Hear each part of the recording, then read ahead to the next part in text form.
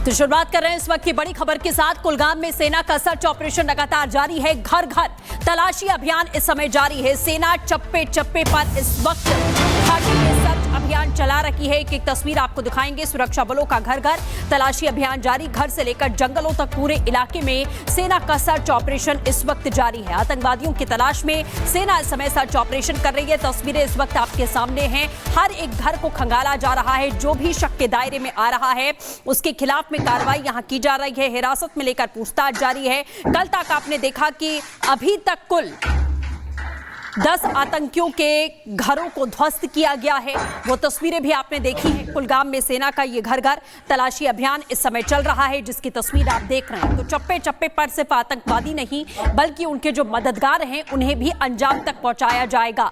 क्योंकि पहलगाम हमले में जो सबसे बड़ा खुलासा हुआ वो यही हुआ कि 2 आतंकी लोकल के थे और किस तरीके से लोकल के लोग इस पूरे आतंकवाद के साथ में शामिल हो रहे हैं, उन्हें चिन्हित करके और उनके खिलाफ में कड़ी कार्रवाई इस समय लगातार जारी है। तो कुलगाम की तस्वीर है जहां सेना मुस्तैद है। चप्पे चप्पे पर जहां भी उन्हें संदिग्ध चीजें दिखाई दे रही हैं या कोई खुफिया इनपुट मिल रहा है उस घर में तलाशी अभियान हो रहा है। क्योंकि अभी तक आपने देखा है कि जितने भी घरों को उड़ाया गया है वहां पर आईडी मिलता है, उसके बाद ब्लास्ट होता है, घर को ध्वस्त किया जाता है। बुलडोजर कार्रवाई भी जारी है। तो 2 तस्वीर आपको दिखा रहे हैं। आतंकियों की बेहद सरगर्मी से तलाश हो रही है। सेना का एक तरफ सर्च ऑपरेशन है तो चप्पे चप्पे को घेरा गया है। चाहे कुलगाम हो, अनंतनाग हो, त्राल हो, पहलगाम हो, ये वो तमाम संवेदनशील इलाके हैं जहां पर इस समय कार्रवाई लगातार जारी है। और इस वक्त आपको बता दें हमारे सहयोगी जतिन हमारे साथ में लाइव जुड़ चुके हैं। उनका हम रुख करते हैं। जतिन, जिस तरीके की तस्वीरें हम देख रहे हैं,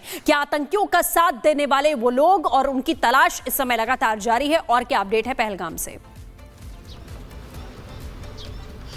बिल्कुल, देखिए ये जो तस्वीरें हैं वो आपको कुलगाम की नजर आ रही हैं और पूरे साउथ कश्मीर में इस तरीके से सर्च ऑपरेशन चल रहा है। इस ऑपरेशन को door to door search operation का नाम दिया गया है, जिसमें सिक्योरिटी फोर्सेस हर उस संदिग्ध जगहों पर जा रही है जहां पर आतंकियों के छिपे होने की आशंका है। साथ ही जिन ओजीडब्ल्यू का जिक्र लगातार किया जा रहा है उनके घरों पर भी रेड्स की जा रही है। और ये तस्वीर उसी हिसाब से है कि लोगों के घर में जाया जा रहा है, उनसे पूछा जा रहा है, उनकी जानकारी ली जा रही है, उनके घरों की तलाशी जो है वो ली जा रही है। साफ तौर पर पूरे साउथ कश्मीर की इस तरीके की तस्वीर है। इसमें सीआरपीएफ के जवान शामिल है। लोकल सपोर्ट के लिए जम्मू कश्मीर पुलिस भी इस सर्च ऑपरेशन का हिस्सा बनी है। साथ ही एसओजी को लोकल सपोर्ट के लिए यहां पर रखा गया है। लेकिन आपको बता दें कि इंडियन आर्मी इसको बहुत तेजी से मॉनिटर कर रही है, क्योंकि इन्हीं चाहे वो अलग अलग छोटे छोटे इलाके हो, बस्तियां हो, पहाड़ी इलाके हो, यहां पर एक छुपे होने की आशंका आतंकियों की सबसे ज्यादा रहती है। क्योंकि साउथ कश्मीर का इलाका पूरा घाटी का इलाका है और यहां पर जो घर है वो थोड़े थोड़े डिस्टेंस में होते हैं। तो वहां पर एक पूरे सर्च ऑपरेशन को चलाया जा रहा है। पूरे इलाके की कॉम्बिंग की जा रही है, पूरे इलाके को बंद किया जाता है और उसके बाद डोर टू डोर जाकर जो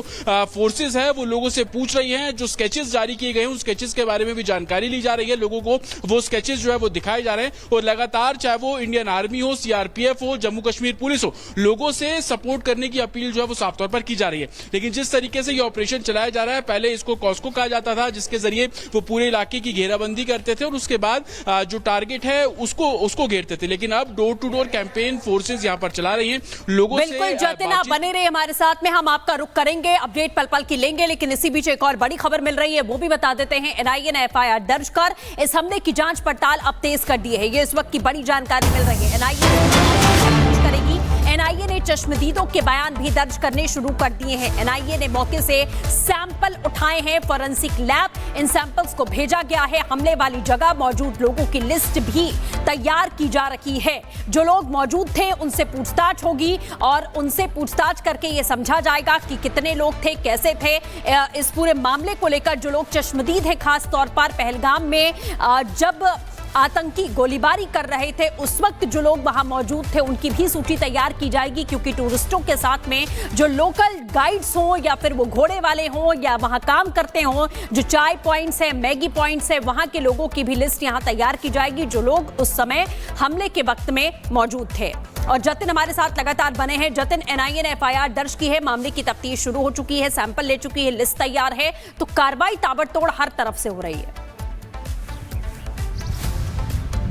बिल्कुल, देखिए जम्मू कश्मीर पुलिस ने इस पूरे मामले में जो एफआईआर दर्ज की थी उसी एफआईआर को एनआईए ने अपने टेक ओवर किया और उसी एफआईआर को एनआईए ने दर्ज किया है। दो बड़ी डेवलपमेंट है, एक जो ऊपर इन पहाड़ों से जो सैंपल्स इकट्ठे किए गए थे उनको फॉरेंसिक लैब के लिए भेज दिए गए, और दूसरी सबसे बड़ी बात कि दो रास्ते हैं इस पहाड़ी पर चढ़ने के लिए, वहां पर मेरी मौजूदगी है। अगर तस्वीरें से मैं आपको दिखाऊं, एक देखिए, एक रास्ता ये सामने जो आप देख रहे हैं, इस रास्ते से ऊपर पहाड़ी पर चढ़ा जा सकता है, जिसको पूरे तरीके से बंद किया गया है। एंट्री एग्जिट पॉइंट पे जितने भी चाहे वो कपड़े हो, फुटप्रिंट हो, उन सभी को एनआईए ने एग्जामिन किया है। दूसरा रास्ता आप ये देख रहे हैं जो कि नीचे की तरफ उतर रहा है, ये दूसरा रास्ता है। ये दोनों ऐसे पॉइंट्स हैं जिसको एनआईए की टीम ने आज सुबह भी एग्जामिन किया।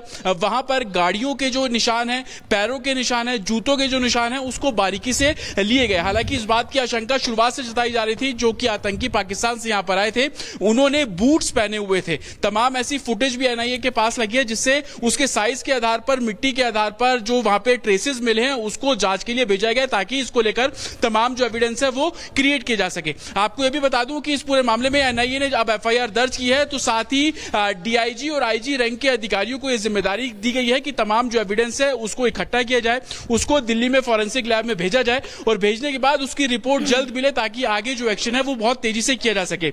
दो बड़े डेवलपमेंट जिस तरीके से मैंने आपको बताया, एफआईआर आज रजिस्टर्ड कर ली गई है, जो सैंपल इकट्ठे किए गए थे फॉरेंसिक लैब में भेज दिया गया, लेकिन सबसे महत्वपूर्ण एग्जिट प्लान उन टेररिस्ट का क्या था, और यही कारण है कि 5 किलोमीटर का वो पूरा एरिया जो कि इस रास्ते से होकर गुजरता है, जो कि आप सामने रोड पूरे तरीके से खाली देख रहे हैं, इस पूरे इलाके को सैनिटाइज किया गया, इस पूरे इलाके से जो सैंपल है वो इकट्ठे किए गए हैं, और 5 किलोमीटर का दूसरा रास्ता, क्योंकि कोई भी चूक ना हो, कोई भी सैंपल ऐसा ना हो जो कि एनआईए की टीम से रह जाए, तो इस पूरे इलाके को सैनिटाइज कर सबूत इकट्ठे करने का काम एनआईए द्वारा किया जा रहा है। 14 वांटेड आतंकी है, लेकिन जो महत्वपूर्ण जानकारी इस पूरे मामले में ये कि एग्जिट पॉइंट उन आतंकियों का क्या था जो 22 अप्रैल को हमला करके जाते हैं, हिंदुओं को निशाने पर लेते हैं, टारगेट किलिंग करके जाते हैं। लेकिन इसी बीच अपने दर्शकों को बता दें, जम्मू कश्मीर में आतंकियों के अंत का काउंटडाउन शुरू हो चुका है। पहलगाम हमले के बाद सुरक्षा बलों ने आतंक विरोधी अभियान को और तेज कर दिया है। आतंकियों पर चुन चुनकर प्रहार हो रहा है। अलग अलग जगहों पर अब तक 10 आतंकियों के घर मिट्टी में मिला दिए गए हैं, और जल्द ही आतंकी भी मिट्टी में मिला दिए जाएंगे। 22 अप्रैल को पहलगाम में आतंकी हमला हुआ था। इसके बाद सुरक्षा बलों ने अभियान शुरू किया, और तस्वीरें देखिए, ये 10 तस्वीरें आतंक पर आक्रमण की गवाही दे रही हैं। अनंतनाग से लेकर कुलगाम तक, चाहे पुलवामा की बात करें, कुलगाम, कुपवाड़ा, त्राल, ब्रिजबेहरा, शोपिया और त्राल पुलवामा में, इसके अलावा बांदीपोरा में, चारों तरफ अगर देखेंगे तो आपको एक ही मंजर दिखेगा, आतंकियों का घर ध्वस्त हो चुका है।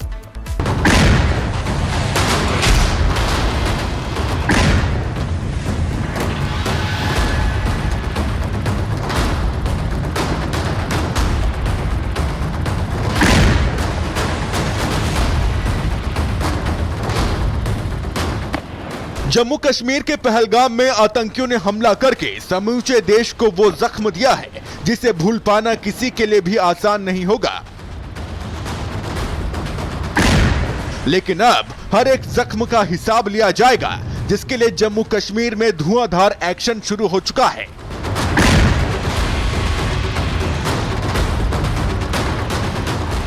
और घाटी के दहलाने वालों को मिट्टी में मिलाने का अभियान तेज हो चुका है।